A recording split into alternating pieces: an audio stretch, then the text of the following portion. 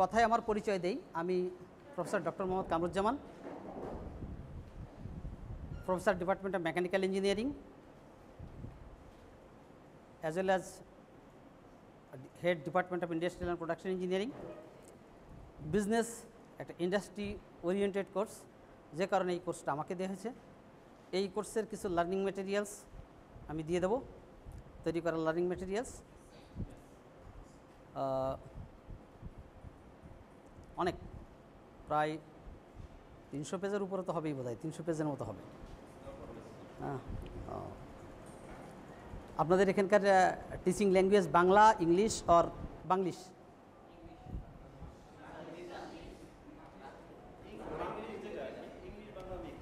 English Bangla mix. আপনারা তো সবাই বোধহয় কি চাকরি বাকরি করেন নাকি? নাকি একজন আমার চেনা মতো মনে হচ্ছে, মেবি আমাদের এখানকার চাকরিজীবী না? হ্যাঁ, আর চেনা কেউ নাই মনে হচ্ছে না। আমার গ্রামের বাড়ি মাগুরা জেলা, গ্রেটার যশোর, মাগুরা জেলা শালিখা থানা, গ্রাম একদম প্রত্যন্ত মাগুরা জেলার লাস্ট গ্রাম, লাস্ট বাড়ি। বিজি শব্দের অর্থ ব্যস্ত, ব্যস্ততা, কোনো কিছু নিয়ে ব্যস্ততা, দ্যাট ইজ বিজনেস। বিজনেসের ওয়াইটাকে আই করে দিয়ে পরবর্তীতে একে বলা হয়েছে BUSINESS, any activity to earn profit. So business is any activity to earn profit. The word business is derived from the term busyness. যদি কেউ লিখতে চান, নোট করতে চান, নোট করতে পারেন, বাট আমি স্লাইডগুলো দিয়ে দেবো। তারপরও নোট করলে আপনি যদি কিছু যদি শোনেন তাহলে সেটা ভুলে যাওয়ার পসিবিলিটি বেশি। যদি কিছু লেখেন সেখানে মনে রাখার পসিবিলিটি বেশি। আর যদি কিছু করেন পারফেক্টলি আপনি মনে রাখতে পারবেন। হাতে কলমে যদি করেন সেটা অবশ্যই মনে থাকবে। সুতরাং লেখাটা খারাপ না, লেখলে বেশ কিছু মনে থাকে যে স্যার ক্লাসে এই শব্দগুলো আলোচনা করছিলেন। এই জন্য ছোটো ছোটো নোটগুলো আপনারা নিতে পারেন এখান থেকে। নাও হ্যাঁ, আমি স্লাইডটা দিয়ে যাবো, এখান থেকে আপনারা পেন ড্রাইভে নিতে পারবেন, অথবা যদি আপনাদের সবার ইমেল অ্যাড্রেস আপনারা একটা গ্রুপ করে আমাকে দিতে পারেন, আমি গ্রুপে পাঠিয়ে দেবো 5টা করে। কারণ লিটারেচার না দিলে পড়বেন কোত্থেকে? আর উন্মুক্তর সম্ভবত আপনাদের কিছু বই, আগে টেকনিক্যাল জার্গনগুলো জানি, তারপর আমরা আস্তে আস্তে বিজনেসের দিক ঢুকবো। Component of business. সো প্রত্যেক, যেমন আমি যদি বলি একজন মানুষের কি কি কম্পোনেন্ট আছে, আমরা সরল কথা বলি হস্ত, পদ, চক্ষু, কর্ণ, নাসিকা, জিহ্বা, ত্বক, পঞ্চ ইন্দ্রিয়, আরও অনেক কিছু আছে, আরও অনেকগুলো ইন্দ্রিয় আছে। তো এগুলো হচ্ছে তার কম্পোনেন্ট। অনুরূপভাবে বিজনেসেরও কিছু কম্পোনেন্ট আছে। Number 1 industry, number 2 commerce. So আমাদের জানা দরকার ইন্ডাস্ট্রি কি, কমার্স কি। এইগুলো হচ্ছে বেসিক টার্ম, ফান্ডামেন্টাল ওয়ার্ড। এই ফান্ডামেন্টাল ওয়ার্ড সম্পর্কে না জানলে আমরা বিজনেসের দিকে, বিজনেসের সাথে পরিচিত হতে আমাদের বেশ খানিক কষ্ট হবে। সুতরাং আমরা আগে জানি ইন্ডাস্ট্রি কি।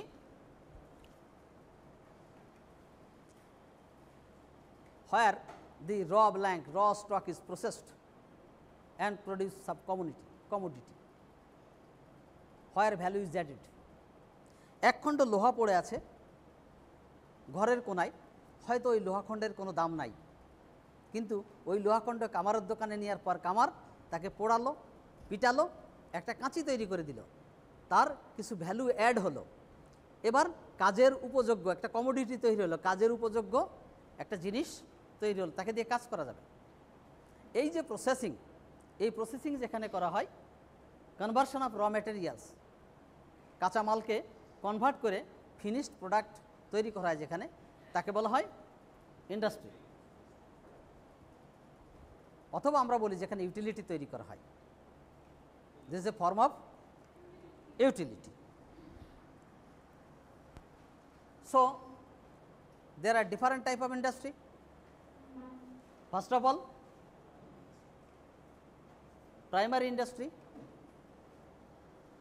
প্রাইমারি ইন্ডাস্ট্রির মধ্যে অনেকগুলো ক্যাটাগরি আছে। কিছু আছে আন্ডারগ্রাউন্ড থেকে উত্তোলন করছে, এক্সট্রাক্ট করছে, আন্ডারগ্রাউন্ড থেকে যাকে এক্সট্রাক্ট করা হচ্ছে তাকে বলা হচ্ছে extractive industry. Extraction of underground resources, মাটির নিচে যেটা আছে সেই রিসোর্সকে উপরে তুলে আনছে, কয়লা, তেল, গ্যাস ইত্যাদি ইত্যাদি, কেমিক্যালস, ইভেন গোল্ড, বিভিন্ন ধরনের minerals. Another one is genetics. Genetics, people doing business by changing genes. Gene change করেও মানুষ বিজনেসের চেষ্টা করছে, that is another form of industry. Secondary industry, primary industry is extraction of resources, natural resources from underground. Secondary industry, construction of building, roads, bridges. Manufacturing industry, conversion of raw material into finished good.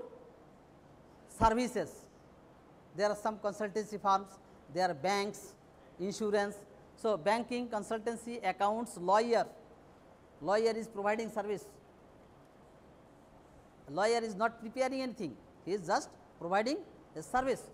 Lawyer, interior decorator, designer, music composer, তারা service দিচ্ছে, এগুলো service oriented industry. তাহলে ইন্ডাস্ট্রির primary level একটা পেলাম, এটা পেলাম secondary level, এরপরে আসবে হয়তো টারশিয়ারি লেভেল। নাও কমার্স, আমরা দুটো টার্ম পেয়েছিলাম, কী কী পেয়েছিলাম? Industry and commerce. So now commerce, all those activities which starts from the warehouse of the manufacturer to the buyer. Now commerce, আমরা দুটো টার্ম পেয়েছিলাম, কী কী পেয়েছিলাম? Industry and commerce. So now commerce, all those activities which starts from the warehouse of the manufacturer to the buyer. ম্যানুফ্যাকচারের warehouse থেকে, এখন শুধু warehouse না, এখন বলা হচ্ছে কমার্সকে কনসেপ্ট জেনারেশন থেকে শুরু করে একটা প্রোডাক্ট তৈরি করতে হবে, এই প্রোডাক্টের জন্য আমাকে একটা কনসেপ্ট জেনারেট করতে হবে, এই কনসেপ্ট জেনারেশন থেকে শুরু করে এন্ড কাস্টমার পর্যন্ত, বায়ার পর্যন্ত যত অ্যাক্টিভিটি, সব অ্যাক্টিভিটিগুলোকে ইউনাইটেডলি একত্রে বলা হচ্ছে commerce. Industry one part of commerce. Industry কমার্সের একটা অংশ, ছোট্ট অংশ। ইন্ডাস্ট্রি কমার্সের একটা ছোট্ট অংশ। যেমন আমি যদি ধরি পদ্মা ব্রিজ, যমুনা ব্রিজ হয়ে গেছে, এখন নতুন একটা হচ্ছে পদ্মা ব্রিজ। পদ্মা ব্রিজের জন্য প্রথমে আইডিয়া জেনারেট করা হয়েছে, লোকেশান সিলেক্ট করা হয়েছে, ডিজাইন করা হয়েছে, কনসালটেন্ট নিয়োগ করা হয়েছে, ফান্ড অ্যালোকেট করা হয়েছে। অ্যালোকেট করার পর এখন বলা হচ্ছে টেন্ডারে বিডিং হবে। এখনও পর্যন্ত কিন্তু ব্রিজের কনস্ট্রাকশন কিছুই হয়নি, এর মধ্যে অনেকগুলো কাজ চলে গেল। এবার ফার্ম আসবে, তার আগে তো ফিজিবিলিটি স্টাডি একটা হয়েছেই, এবার ফার্ম আসবে, ফার্ম এসে তার ডিজাইন চেক করবে, ওখানে যাবে, র মেটেরিয়ালসগুলোকে একত্র করবে, তার যে লেবার আছে লেবারগুলোকে একত্র করবে, তার কনসালটেন্টকে আনবে, তার ইঞ্জিনিয়ারদের নেবে, নেওয়ার পরে সে কনস্ট্রাকশনের কাজ শুরু করবে। So all this activities from start to end, that is from concept generation to end user, all activities are termed as commerce. Now there are different types of commerce. Number one, trade, aid to trade. Trade means buying and selling. যদি আমি বলি আমি trading করছি, trading agency, trading এজেন্সির কাজ কি? শুধুমাত্র কেনা এবং সেটা বিক্রি করা। যদি বলি ইন্ডেন্টিং ফার্ম, তার কাজ কি? ইন্ডেন্ট তৈরি করা, এক্সটার্নাল কোনো সোর্স থেকে এটা কী পরিমাণ লাগবে। যেমন যদি বলি যে কোনো একটা কোম্পানি মার্কেটে গুঁড়ো দুধ নিয়ে আসবে, তারা চিন্তা করলো আমরা মার্কেটে কিছু গুঁড়ো দুধ সাপ্লাই দেবো। তার প্রথম কাজটা কি? প্রথম কাজটা মার্কেট অ্যানালাইসিস। মার্কেট অ্যানালাইসিসের মধ্যে কি করবে? যে এখন এক্সিস্টিং কতগুলো গুঁড়ো দুধ কোম্পানি আছে, তাদের প্রোডাকশান কত, প্রত্যেক বছর কতজন শিশু বাড়ছে, গুঁড়ো দুধ কী কী কাজে ব্যবহার করা হয়, শিশুকে কি বুকের দুধ না খাইয়ে গুঁড়ো দুধ খাওয়ানো হচ্ছে কিনা, এই জিনিসগুলো অ্যানালাইসিস করে একটা ফোরকাস্ট করবে। ফোরকাস্ট মানে ফিউচারকে দেখা, ফোরকাস্ট বলতে ফিউচারকে দেখা।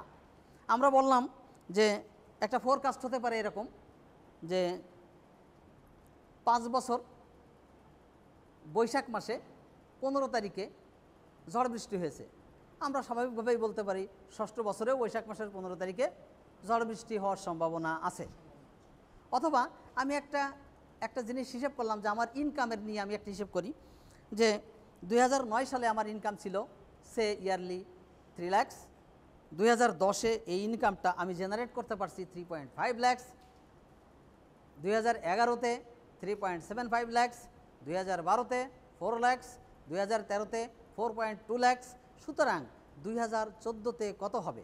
আমি কি করব, এই লাইন আঁকবো একটা, এগুলো সব বসালাম, বসায় একটা লাইন টানলাম। লাইন টেনে লাইনটার যে টেন্ডেন্সি কোন দিকে যাচ্ছে, সে ডাউনওয়ার্ড হলে ডাউনওয়ার্ড ডিক্লাইন করবে, যদি আপওয়ার্ড যায় আপওয়ার্ড টেনে দেবো। লাইনটা টেনে দিয়ে আমি 14 সাল বরাবর দেখাবো যে আমার এখানে ইনকাম কত হতে পারে। That is forecasting.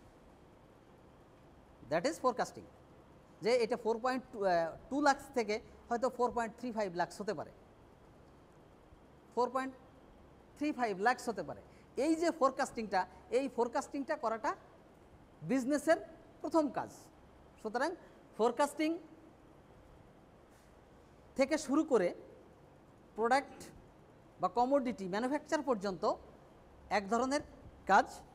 কিছু আছে কনসালটেন্সি ওয়ার্ক, কিছু আছে ব্রেন স্টর্মিং, কিছু আছে that is customer voice. Customer কী চাচ্ছে? এক সময় ছিল সাবানগুলো ছিল ফ্ল্যাট, এখন সাবানগুলো কিন্তু ফ্ল্যাট সাবানও আছে, আবার সাবানের মাঝখানে একটু ঢেউ তোলাও আছে। বিজনেস পলিসি কেন? কারণ ফ্ল্যাট সাবানটাকে যদি রেখে দেওয়া হয় তাহলে দেখা যায় ওর নিচের অংশটা ভিজে থাকে বেশিক্ষণ, পরবর্তী সাবানটা তুলে ঘষা দিলেই সাবানটা বেশি ক্ষয় হয়। সাবানের মাঝখানটা যদি কার্ভ করে দেওয়া হয়, 2 কোনায় চাপ থাকে, মাঝখানটা শুকায় যায়, সাবানের ক্ষয় কমে যায়। সুতরাং কোম্পানি চিন্তা করছে কোত্থেকে আসছে? কাস্টমার কী চায়, কাস্টমারের ভয়েস থেকে আসছে। আপনাদের মনে আছে, যারা বিশেষ করে সিনিয়র তাদের মনে আছে, অ্যারোমেটিক সাবান যখন তৈরি হলো, প্রথম মার্কেটে আসলো, প্রথম বললো হালাল সাবান। কেন? এর আগে সাবানে ফ্যাট ব্যবহার করা হতো, অ্যানিম্যাল ফ্যাট। স্যাপনিফিকেশন করার পর ওটার ফ্যাট থাকে না। যখন স্যাপনিফিকেশন হয় তারপর ফ্যাট থাকে না, ফ্যাটের কোনো বংশও থাকে না, ওটা অন্য কিছু হয়ে যায়, অন্য নাম হয়ে যায়। খাবারটা খাই, খাওয়ার পর যখন আমাদের শরীর থেকে বেরোয় যায়, ওটার খাবার কেউ বলে না, ওটাকে অন্য কোনো নামে বলে। সুতরাং স্যাপনিফিকেশন যখন হয় তখন স্যাপনিফিকেশনের ফলে ওটার ফ্যাট থাকে না। কিন্তু অ্যারোমেটিক এসে কি বলল? প্রথমে হালাল সাবান, অর্থাৎ অ্যানিম্যাল ফ্যাট ইউজ করা হয় না, আমরা ভেজিটেবল ফ্যাট ইউজ করি। যে মুসলিম সে চিন্তা করছে অ্যানিম্যাল ফ্যাট বলতে লিভার ব্রাদার্সের ফ্যাক্টরি চিটাগাং, এত খাসি গরুর চর্বি পাবে কোথায়? নিশ্চয় ওর মধ্যে শুকরের চর্বি দেয়। মুসলিমরা রিলিজিয়াস সেন্টিমেন্ট, তারা বলল যে হালাল সাবান কেন? হিন্দুরা চিন্তা করলো, ওরে বাবা রে বাবা, মুসলমানের দেশে, এই দেশে নিশ্চয়ই এরা গরুর চর্বি দেয়, সুতরাং বর্জন করো লাইফ বয়, লিভার ব্রাদার্সের সাবান লাক্স, বর্জন করে কি অ্যারোমেটিকের বাজার। এটাও কিন্তু একটা পলিসি, মার্কেটিংয়ের পলিসি। সে পলিসিটা পরে, কিন্তু তার আগে তাকে জেনারেট করতে এসে একটা কনসেপ্ট যে আমি এইভাবে বলবো, আমি কথাটাকে এইভাবে উপস্থাপন করব। যা হোক, আমি আমার দিকে আসি। Factors of production. সো ইন্ডাস্ট্রিতে যদি আমি বলি প্রোডাকশান হচ্ছে, ইন্ডাস্ট্রিয়াল প্রোডাকশানের সাথে কী কী ফ্যাক্টর জড়িত? Number 1 labour, number 2 capital, entrepreneurship, physical resources. Labour, people working in an organisation. একটা অর্গানাইজেশনে যে লোকগুলো কাজ করছে তাদেরই বলা হয় লেবার। হোক সে অফিসার, একজন অফিসার সে যে কাজ তৈরি করে এবং কাজ আদায় করে নিতে পারে। একজন অফিসার সে যে কাজ তৈরি করে এবং কাজ আদায় করে নিতে পারে একজন অফিসার। অফিসার কিন্তু নিজে কাজ করে না, কাউকে দিয়ে কাজ আদায় করে এবং কাজটা তৈরি করে, ডিরেক্টেস দেয়। লেবার কাজগুলো করে। Capital, amount invested by investor in the business. বিজনেসে যারা ইনভেস্ট করেন, দ্যাট ইজ ক্যাপিটাল, টাকা, money. Entrepreneurship, management ability of the people who are running the business. Entrepreneurship হচ্ছে শিল্পোদ্যোক্তা, শিল্পোদ্যোগ। যে পিপলগুলো ম্যানেজমেন্টের সাথে জড়িত করে, যে চিন্তা করছে আমার একটা বিজনেস করা দরকার, আমার একটা হাসপাতাল করা দরকার, আমার একটা কমিউনিটি ক্লিনিক করা দরকার, কিংবা আমি যে কোনো একটা ট্রেডিং এজেন্সি করব, যে চিন্তা করছে সে কিছু ইনভেস্ট করছে, he is entrepreneur. And physical resources, যে কোনো ব্যবসা করতে গেলে কিছু ফিজিক্যাল রিসোর্স লাগে। আমি যদি একটা ডিজাইনার ফার্ম করতে চাই, তারপর একটা দোকান লাগে, লাগে না? একটা কম্পিউটার লাগে, একজন মানুষ লাগে, সেটা বলা আছে physical resources, land, labour, building, vehicles, machinery, etcetera. Now economic system. Economic system হচ্ছে যে কোনো ভাগ, বাসায় যখন মা তরকারি রান্না করেন তখন মা চিন্তা করে আজকে মাছ একটা ছোটো মাছ আছে, মাছগুলোকে টুকরো টুকরো করে আরও ছোট করা হয়। যদি মাছ সাফিসিয়েন্ট থাকে মাছগুলো বড় হয়, যদি দেখা যায় মাছ এত ছোট এত কম যে ওটা আর কিছু করা যাবে না, তখন ওর মধ্যে ঘন্ট করে দেওয়া হয়। তারপরও মার একটা চিন্তা থাকে যে অ্যালোকেটগুলো কীভাবে করব। বাসার ছোটো ছেলেটা আসছে বাড়িতে, চিন্তা থাকে যে মাথাটা তাকেই দিই, হ্যাঁ। অথবা বড় ছেলেটা আছে, মাঝেরগুলোকে যে দেয় না তা নয়, সেগুলোকেও বিভিন্ন সময়ে অ্যালোকেট করা হয়। মার একটা প্ল্যান থাকে, তাই না? আমার যে আমি যখন একটা ইন্ডাস্ট্রি করব, যখন একটা এন্টারপ্রেনারশিপ আমি উদ্যোগ নেব, এন্টারপ্রেনার হওয়ার, তখন আমাকেও আমার যে রিসোর্স আছে, টোটাল রিসোর্স, এই রিসোর্সটাকে কীভাবে অ্যালোকেট করব। যেমন আপনার একটা বিল্ডিং আছে, 5টা রুম আছে, আপনি সেখানে একটা কনসাল্টিং ফার্ম করতে চাইলেন, স্বাভাবিকভাবে আপনি চিন্তা করবেন যে এখানে আমার কাছে লোক আসবে বাইরে থেকে, এমডির জন্য একটা রুম রাখা দরকার। এখন যদি চিন্তা করেন যে এমডির জন্য রুম থাকবে, আমার একজন ইঞ্জিনিয়ার রাখা দরকার, তার জন্য বসার জন্য একটা রুম রাখতে হবে, তাহলে আপনি আপনার কম্পিউটার, মেশিনারিজ কোনো জায়গায় রাখার জায়গা থাকবে না। ওই কনসাল্টিং ফার্মে আপনার চা জ্বালানোর জন্য একটু জায়গার প্রয়োজন আছে, তার জন্য কোনো স্পেস অ্যালোকেট করতে পারবেন না। সুতরাং আগে থেকেই মাথার মধ্যে নিয়ে যে আমার যে টোটাল রিসোর্স আছে, এই রিসোর্সটাকে আমি কিভাবে কোথায় অ্যালোকেট করব। নিশ্চয়ই বয়স্ক লোকজন অনেক দেখছি ঈদের আগে কেনাকাটা করেন না? প্রথমে একটা লিস্ট করা হয়, বাজারের লিস্ট, কার জন্য কি কিনব। বাজারে যাওয়ার পর মাথায় হাত, দাম সব কিছুর বেশি ঈদের সময়, তখন আস্তে আস্তে অ্যালোকেট করতে করতে করতে করতে আমারটা বাদ দিয়ে বাচ্চা কাচ্চার আগে খুশি করি। খুব স্বাভাবিক একটা ব্যাপার, ছেলে মেয়েদের খুশি করা হয়। এই যে এটাকে বলা হচ্ছে অ্যালোকেশন। টোটাল বিজনেসের যে রিসোর্স আছে সেই রিসোর্সটাকেও অ্যালোকেট করা হয়। এই অ্যালোকেশন সিস্টেমটাকে বলা হয় ইকোনমিক সিস্টেম। সুতরাং ইকোনমিক সিস্টেমের মধ্যে কয়েক রকমের ইকোনমিক সিস্টেম আছে। একটা আছে planned economy, free market economy. Planned economy and free market economy. হ্যাঁ বলো।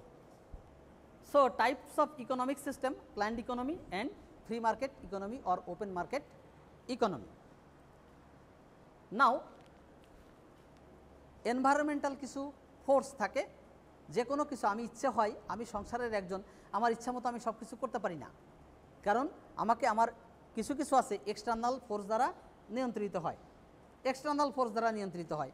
আমি চিন্তা করলাম যে এই বছর এই কাজটা করব, কিন্তু দেখা গেল পরিবার থেকেই প্ল্যান ওয়াইজ হলো না। চিন্তা করছিলাম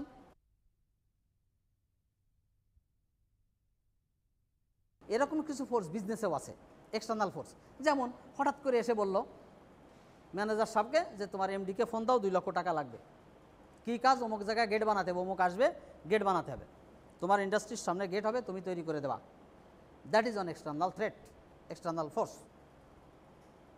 বিজনেসের সাথে এই জাতীয় ফোর্সগুলো জড়িত আছে। Types of environmental forces, external forces, factor found outside the organisation. This factors are not controllable by the organisation. Organisation এটাকে কন্ট্রোল করতে পারে না। Outside the organisation. ইদানিং ইনসাইড দ্য অর্গানাইজেশন কিছু কিছু ফ্যাক্টর জুটে গেছে। যেমন যদি কেউ ইন্ডাস্ট্রির জব করে থাকেন, গার্মেন্ট ইন্ডাস্ট্রিগুলোতে, একটা গার্মেন্ট ইন্ডাস্ট্রিতে বলছে যে আমরা মিছিল করতেছি, তোরা কি করিস, এবার থেকে অর্গানাইজ শুরু হয়ে গেল, কারণ মেসেজ আসে তো এখন মোবাইলে। এ বললো যে আমরাও শুরু করলাম। ওটা এক্সটার্নাল ফোর্স ছিল না, ওটা ইন্টারনাল ছিল, controllable, but they are not able to control this. So কিছু এক্সটার্নাল ফোর্স আছে যেটা কন্ট্রোলেবল না, আর কিছু ইন্টারনাল ফোর্স আছে, factors within the organisation, this are controllable by the organisation. Now the প্রত্যেক জায়গায় আপনাকে যে কাজগুলো করতে হবে, এটা একটু লিখে নেন পাতাটা। SWOT অ্যানালাইসিস আমরা বলি। SWOT অ্যানালাইসিস সম্পর্কে কারোর ধারণা আছে?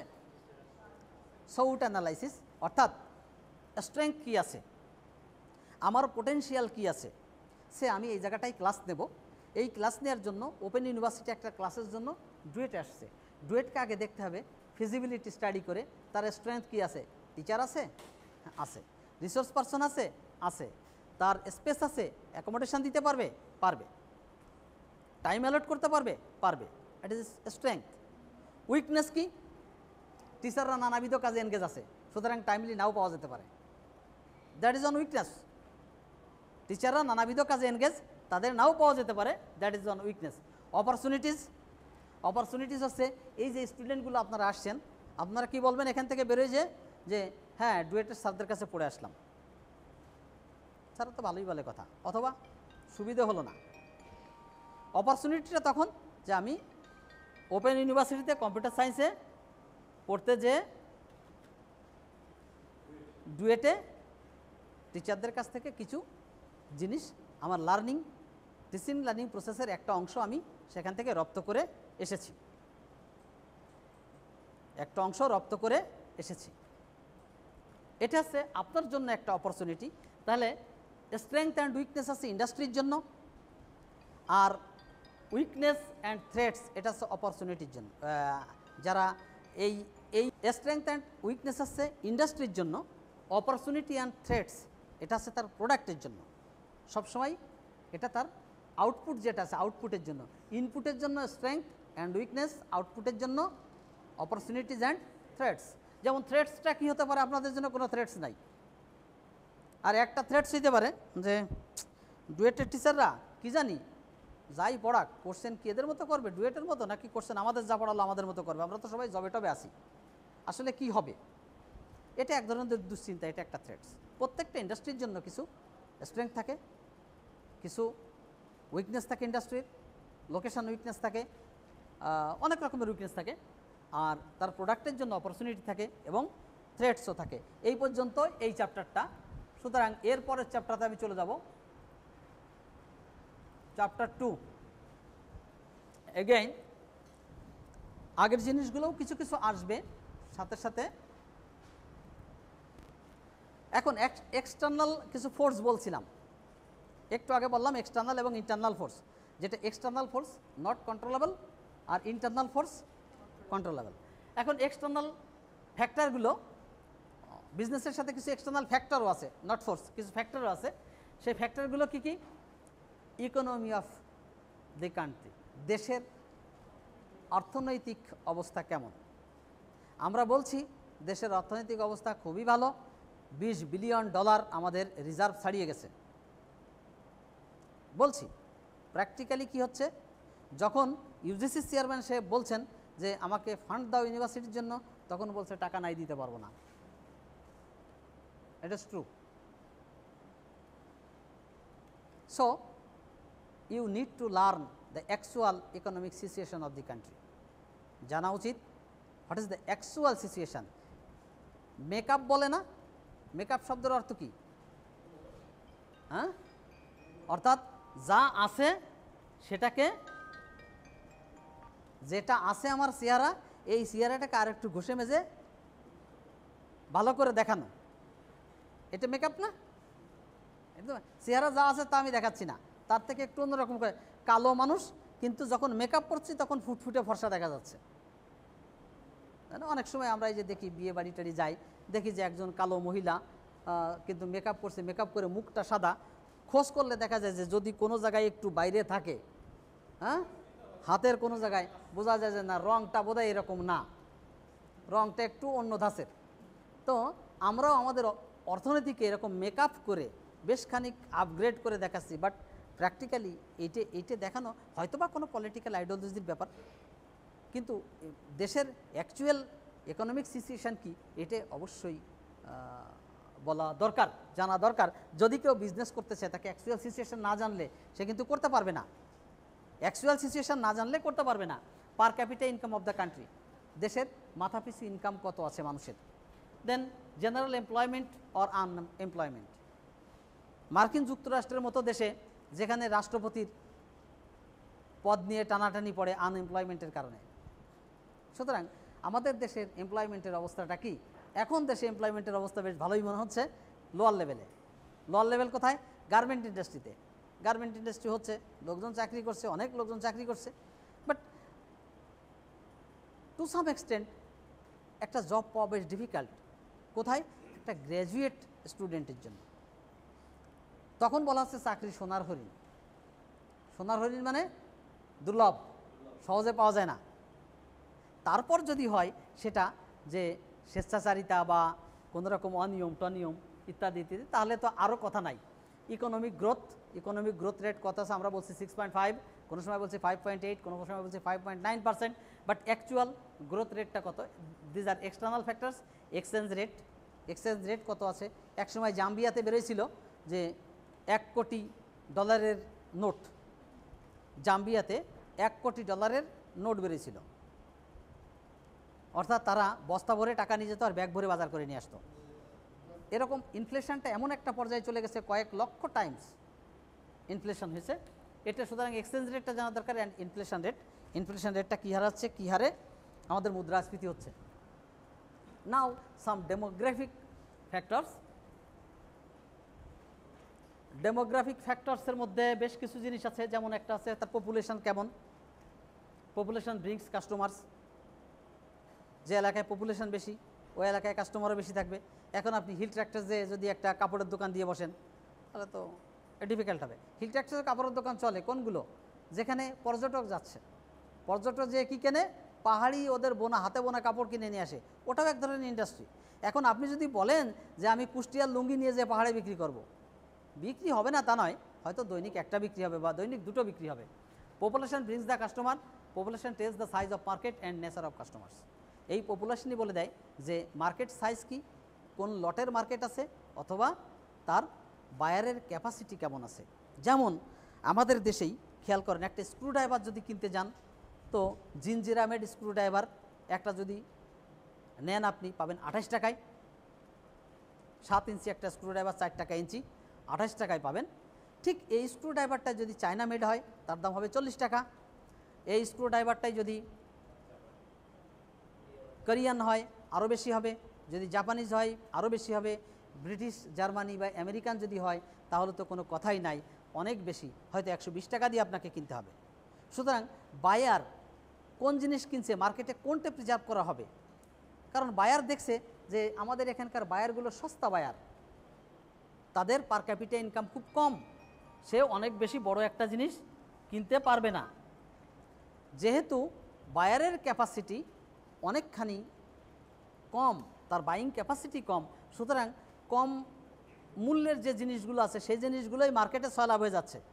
কিছু বায়ার কি নাই, ভালো জিনিস কেনে, তারা কিন্তু কিছু বায়ার আছে তারা ভালো জিনিসও কিনছে এবং সেগুলোও মার্কেটে শো করা হচ্ছে যে হ্যাঁ ট্রেডিংয়ের জন্য আনা হচ্ছে, যে এই প্রোডাক্টটা জার্মানি প্রোডাক্ট, এটা ব্রিটেনের প্রোডাক্ট, এই প্রোডাক্টটা আমেরিকান প্রোডাক্টটাকে এখানে আনা হয়েছে। সুতরাং পপুলেশন বড় হলেই হবে না, ওই পপুলেশনের বাইং ক্যাপাসিটি কেমন সেটাও একটা factor. That is demographic factors. Now total population যদি আমার ডোমেস্টিক কোনো প্রোডাক্ট থাকে তাহলে তার জন্য টোটাল পপুলেশনটা একটা বড় কাজ করে। না হলে আমাদের হতে হবে ইন্ডিয়া বা চীনের মতো একটা বাজার, ইন্ডিয়া বা চীনের একটা বাজার। আমার ডোমেস্টিক কোনো প্রোডাক্ট নাই, আমার দেশের ইন্ডাস্ট্রি নাই, আমাকে কি করতে হবে, হয় অন্য কোনো জায়গা থেকে আনতে হবে। সুতরাং পপুলেশনটাও বলে দেয় যে বাইং ক্যাপাসিটি অনুযায়ী এখানে কি কি ইন্ডাস্ট্রি হতে পারে, তার ফ্যাক্টরগুলো কী কী। Now population distribution on the basis of gender basis যে ডিস্ট্রিবিউশন আছে in Bangladesh, female population is further divided into 2 categories, household women and working women. যদি আমরা অ্যাজ পার জেন্ডার পপুলেশনকে ভাগ করি তাহলে দুটো ভাগ, একটা আছে মেল, একটা ফিমেল। এই ফিমেলদের মধ্যে আবার দুটো ভাগ আছে, একটা আছে ঘরে বসত করে আর এক গ্রুপ ইন্ডাস্ট্রিতে জব করছে। বেসিক্যালি আমাদের দেশের যে গার্মেন্ট ইন্ডাস্ট্রিগুলো এখানে একটা হিউজ অ্যামাউন্টের ফিমেল ওয়ার্কার আর ওয়ার্কিং।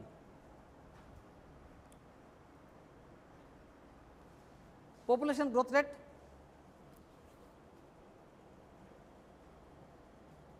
শোনা যাচ্ছে পৃথিবীর কোনো কোনো দেশে নাকি গ্রোথ রেট কমে যাচ্ছে। জাপানে নাকি এরকম হয়েছে, হিসাব করে দেখাচ্ছে তারা যে তাদের বৃদ্ধের সংখ্যা বেশি, অর্থাৎ মানে বৃদ্ধের সংখ্যা দিন দিন বাড়ছে, পপুলেশনের একটা বড় অংশ বৃদ্ধ, ডিপেন্ডেন্ট না কারোর প্রতি, বাট একটা বড় অংশ মোটা অঙ্কের উপার্জন করে দেশকে দিতে পারছে না। কারণ কি? কারণ হচ্ছে যে গ্রোথ রেট যদি স্ট্যাগনেন্ট হয়ে যায়, অর্থাৎ যে পরিমাণ পিপল মারা যাচ্ছে ডায়েট, আর যে পরিমাণ যদি birth rate and death rate এই দুটো ইকুয়াল থাকে, তাহলে পপুলেশন গ্রোথ হবে না। নেগেটিভ হবে তখনই যদি বার্থ রেট কমে যায়, যদি বার্থ রেট কমে যায়। কিন্তু যদি বার্থ রেট এবং ডেথ রেটের থেকে বার্থ রেট বেশি কমে, হচ্ছেও তাই, ওদের ডেথ রেট কমাই দিছে আর বার্থ রেট তার থেকে আরও বেশি। ডেথ রেট কমাই দিছে কিভাবে? তাদের 100 বছরের নিচে কোনো মানুষ মরে না, 120-25 পর্যন্ত পাচ্ছে। আর বার্থ রেট তা ইন্টেনশনালি এটাকে কমাই দিছে যে একটা সন্তানের বেশি কোনোভাবেই নয়, গ্রহণযোগ্য নয়। আমাদের দেশে এখনও পর্যন্ত আমরা বলছি যে একটা হলে ভালো হয়, 2টি সন্তানের বেশি নয়, একটি হলে ভালো হয়। Now some political and legal factors. Political factors, preference and priorities of the government. Government কোন সেক্টরকে প্রিফারেন্স দিচ্ছে, কোন সেক্টরকে প্রায়োরিটি দিচ্ছে, এরপরও ডিপেন্ড করে যে বিজনেসটা কোন দিকে যাবে। Attitude of the government towards exports. এক্সপোর্টের দিকে গভর্নমেন্টের মানসিকতা কেমন, তার অ্যাটিটিউড কেমন। Government taxation policy. Taxation policy বলতে যেমন গভর্নমেন্ট বন্ধ করলে পারে না তা নাই। সিগারেট ইন্ডাস্ট্রিতে ট্যাক্স কত % জানেন কি? 50% ট্যাক্স। 50% ট্যাক্স, অর্থাৎ এক প্যাকেট সিগারেটের গায়ে যে দাম লাগবে তার 50% ট্যাক্স দিতে হবে গভর্নমেন্টকে। গভর্নমেন্ট এখান থেকে ট্যাক্স নিচ্ছে। গভর্নমেন্ট যদি ইচ্ছে করতো আমি ট্যাক্স দেবো না, আমি বন্ধ করে দিতে পারতাম। ওয়াইন ইন্ডাস্ট্রি থেকে ট্যাক্স আসে 90%, তারপরে ইন্ডাস্ট্রি চলছে। লেভেলে যে কয় টাকা লাগবে তার 90% ট্যাক্স দিতে হবে গভর্নমেন্টকে। সো গভর্নমেন্ট ট্যাক্সেশন পলিসিও একটা ব্যাপার। যেমন আমাদের দেশে গাড়ি ইন্ডাস্ট্রিগুলো কেন বাড়ছে না, গাড়ি ইন্ডাস্ট্রি কেন হচ্ছে না, এর জন্য দেখা গেল একটা হিসেব করে আমরা বলছি সিকেডি, কমপ্লিট নকডাউন, অর্থাৎ একটা গাড়ির 2200 রকমের পার্টস আছে, 2200 রকমের পার্টস আছে। এই পার্টসগুলোকে যদি আমি ভেঙে আনি, তাহলে তার প্রতি গভর্নমেন্ট ট্যাক্স কমাই দিছে। আবার বলছে যে যদি আমি এসকেডি করি, সেমি নকডাউন কি? কিছু ইঞ্জিন আসছে, ইঞ্জিনটা অ্যাসেম্বল অবস্থায় আসছে, তার মানে অনেকগুলো পার্টস ওখানে লাগানো আছে। যদি সেমি নকডাউন হয় তাহলে তার ট্যাক্সেশনটা আরেকটু বেশি। যদি 4000 সিসির উপরের গাড়ি হয় তার জন্য ট্যাক্সেশন আর এক রকমের। এখন বলছে যে যদি তুমি দেশে প্রোডাক্ট করতে পারো, দেশে যদি প্রোডাকশান করতে পারো, তাহলে ট্যাক্সেশন অনলি 37%, অনলি 37%। আমি গভর্নমেন্টের এরকম একটা প্রজেক্টের সাথে জড়িত ছিলাম, যে কারণে এই বিষয়গুলো আমি জানি।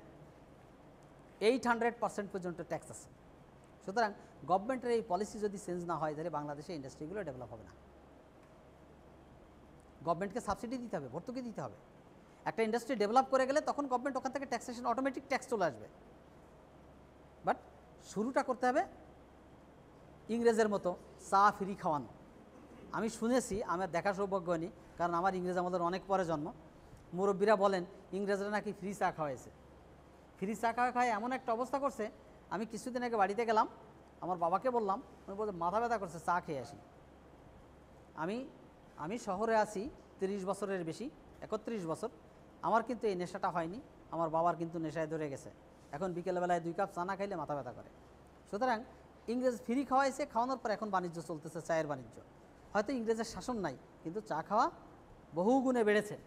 তো গভর্নমেন্টও যদি সাবসিডি দিতে পারে, সাবসিডি দিয়ে একটা ইন্ডাস্ট্রিকে ডেভেলপ করতে পারে, ডেভেলপ করার পর অবশ্যই ওই ইন্ডাস্ট্রি থেকে গভর্নমেন্ট ফিডব্যাক পাবে।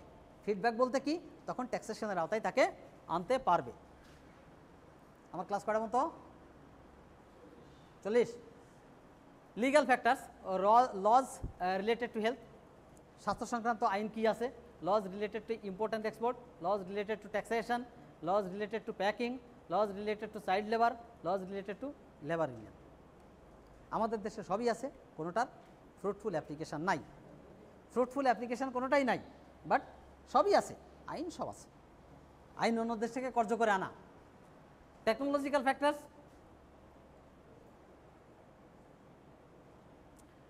Business people have to pace with the technological advancement. Technological advancement যেটা আছে, টেকনোলজিক্যাল অ্যাডভান্সমেন্টটা আমি যদি ইউজ না করি, এখন পিএলসি চলে আসছে, কী কথা, আনএমপ্লয়মেন্ট বাড়বে, তখন ইন্ডাস্ট্রিও বাড়বে। আনএমপ্লয়মেন্ট যেমন বাড়বে, সাথে সাথে ইন্ডাস্ট্রিও বাড়বে, কম্পিটিশন মার্কেটে আসবে industry. Socio cultural factors, religion number 1, followers of one religion have influence over the buying behaviour of the society. কোনো স্পেসিফিক ফলোয়ার, একটা গ্রুপ অফ ফলোয়ার, তারা বাইং বিহেভিয়ারকে, সোসাইটির বাইং বিহেভিয়ারকে, রোজার সময় আসছে সামনে, তাই না, সোলামুড়ি খাইতে হবে, সোলামুড়ি না খাইলে কি রোজা হয় না? রোজা হয়। সকাল সন্ধ্যার সময় একটু ফ্রুট জুস খাইতে হবে, হ্যাঁ। আর যে গরম আসতেছে, এখন তো একেবারে শরবতের আর বিকল্প কিছু নাই, তাই না। সুতরাং সোসাইটিতে কোনো কোনো রিলিজিয়ানের আধিক্য, তার ওই সময়ের ইনফ্লুয়েন্স, এটাও কিন্তু একটা ফ্যাক্টর। অ্যাক্ট অফ গড, আল্লাহর আইন, ন্যাচারাল, আমি এদিকে বলবো না কিছু। Natural factors are out of our control. ভূমিকম্প, কালকে রাত্রে 10:25 না পরশুদিন রাত্রে 10:25 ভূমিকম্প হয়েছে, আমি নিজেও জানতে পারিনি, আমি অফিসে ছিলাম, ভূমিকম্প বুঝি নাই হয়েছে। এটার পর মানুষের কোনো কন্ট্রোল নাই, কখন হবে, কিভাবে হবে। ন্যাচারাল ক্যালামিটি, জলোচ্ছ্বাস, আর্থকুয়েক যেটা আমরা বললাম, এগুলো কখন হবে, এর control beyond our control. Business people will develop product considering natural resources. আমার যে ন্যাচারাল রিসোর্স আছে, এই রিসোর্সকে ইউজ করে আমি যদি প্রোডাক্ট তৈরি করতে পারি, তাহলে সেটা বিজনেসের জন্য ভালো হবে। ইম্পোর্ট ওরিয়েন্টেড বিজনেস গড়ে তোলাটা এক ধরনের বোকামি ছাড়া আর কিছু নয়, কারণ আমার তখন ডিপেন্ডেন্সি হয়ে যাবে অন্যের প্রতি। কথাই বলে আহম্মক নম্বর 2, যে পরের পুকুরে চাষ করে রুই। অর্থাৎ আমি অন্যের রিসোর্স আছে, সেই রিসোর্সের চিন্তা করে বাংলাদেশে একটা ইন্ডাস্ট্রি করলাম, it is not fair, not fair. So আমার দেশের যে ন্যাচারাল রিসোর্স আছে, এই রিসোর্সকে বেস করে যদি কোনো ইন্ডাস্ট্রি করা যায়, ভালো। আমরা এগ্রো ইন্ডাস্ট্রি করতে পারি, এগ্রিকালচারে তো বাংলাদেশে একেবারে সরাসরি। এগ্রো ইন্ডাস্ট্রিগুলো বাংলাদেশে ডেভেলপ হচ্ছে না, কেন হচ্ছে না সেটাও আমার বোধগম্য নয়। যা হোক, আমাদের 2টো চ্যাপ্টার গেল, আমি আর একটা চ্যাপ্টারে খানিক বলে চলে যাব। 3টে চ্যাপ্টার না পড়ালেই শেষ করতে পারবো না, 40 চ্যাপ্টার আছে, ক্লাস পাবো বোধহয় 12টা।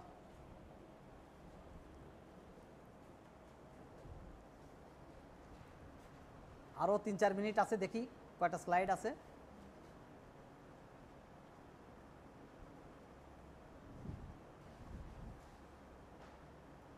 আহারে, দরকার নেই।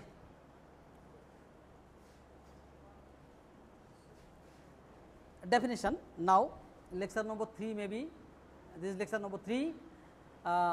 এখন বিজনেসের কিছু টাইপ আমরা বলি, যে সোল প্রোপ্রাইটারশিপ। প্রোপ্রাইটারশিপ, সোল প্রোপ্রাইটার, একমাত্র একচ্ছত্র আধিপত্য যার, সোল প্রোপ্রাইটারশিপ, একচ্ছত্র প্রোপ্রাইটার, সত্ত্বাধিকারী, একমাত্র সত্ত্বাধিকারী। Sole proprietorship is that type of business which is owned by one person. একজন ব্যক্তি যে বিজনেস করছে, অন্য কারোর এই বিজনেসে কোনো অধিকার নাই, এটা হচ্ছে সোল প্রোপ্রাইটার। দোকান, আমি একটা দোকান দিলাম, আমি একক মালিক, এটা হচ্ছে সোল প্রোপ্রাইটারশিপ। এই ধরনের বিজনেস থাকে। তাহলে এই সোল প্রোপ্রাইটারশিপের কিছু কিছু স্বাধীনতা আছে।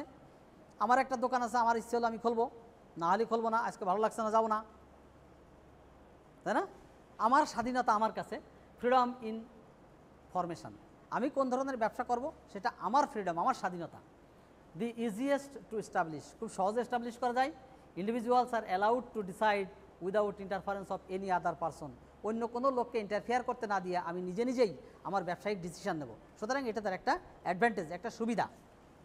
হ্যাঁ, easier to transfer the ownership to the business, খুব সহজে ট্রান্সফার করা যায়। আমার একটা দোকান আছে, কয়েকদিন পর ভালো লাগলো না, বললাম যে আমার দোকানটা আমি সেল করে দেবো, আরেকজনের কাছে দোকানটা সেল করে দিলাম, খুব সহজেই এটা কাজটা করা যায়। People wholly wholly and solely enjoy the ownership of business and profits.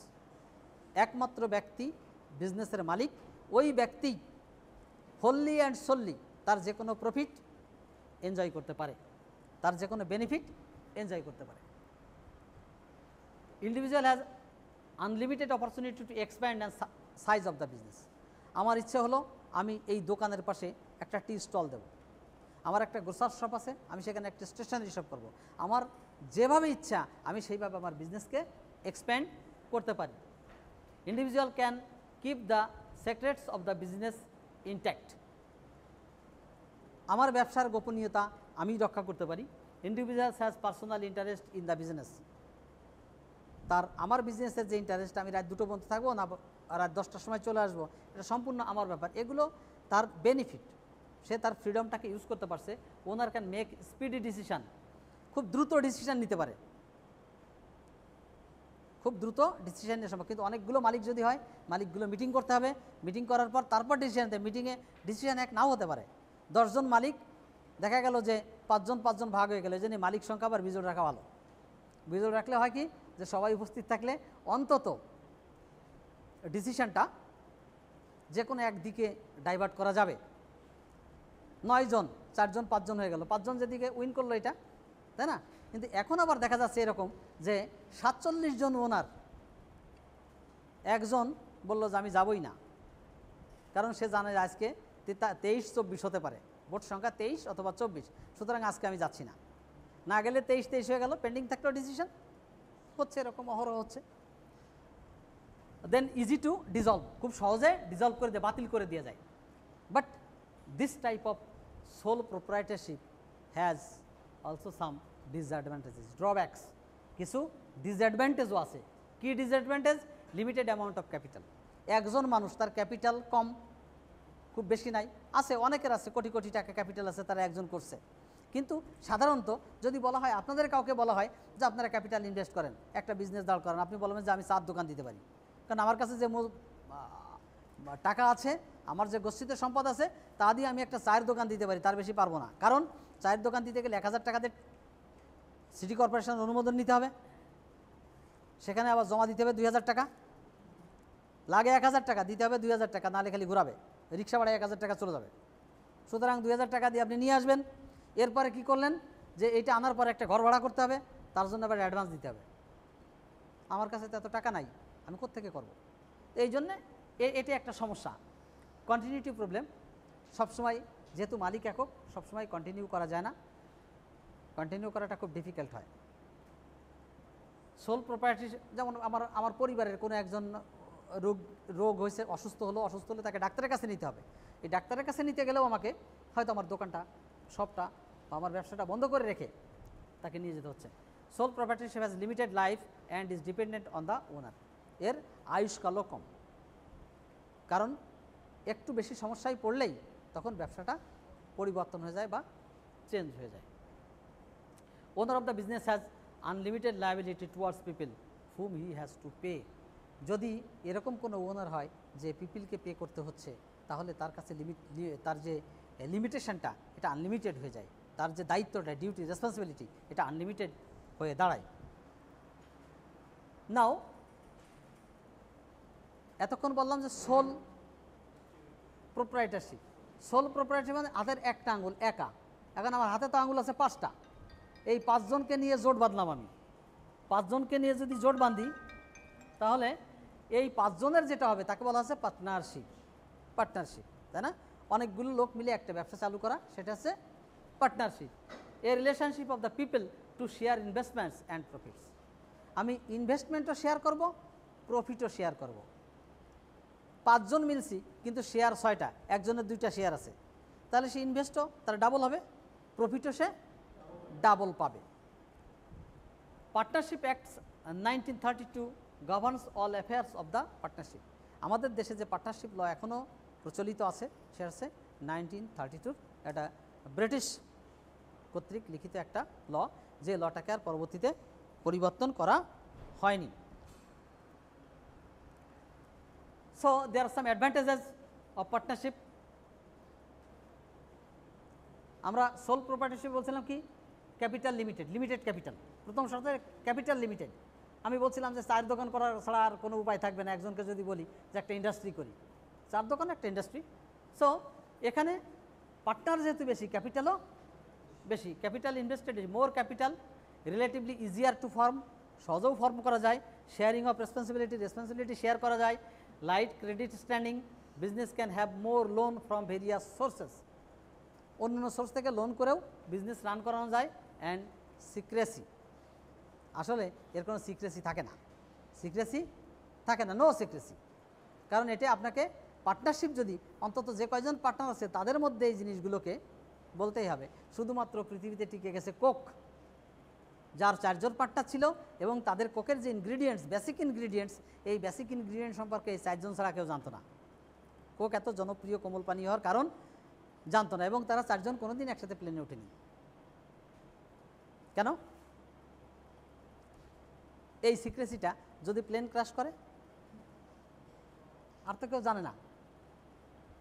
সুতরাং ওটা ছিল তাদের ইউনিট বিজনেস হিসেবে তাদের সিক্রেসি, কিন্তু পার্টনারশিপ বিজনেসে এই ধরনের সিক্রেসি মেনটেন করা সম্ভব নয়।